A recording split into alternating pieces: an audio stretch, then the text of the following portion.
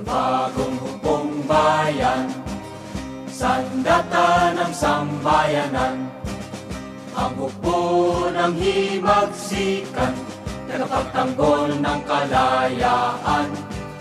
Sa patnubay ng partido, pakikibakay isusulong. Mga pulang mandirigma, iyan ang bagong hukbong bayan. Pandilang pula iwagayway, tanda ng pakikibaka. May maso at may karet, may gintong kasaysayan. Pandilang pula iwagayway, tanda ng pakikibaka.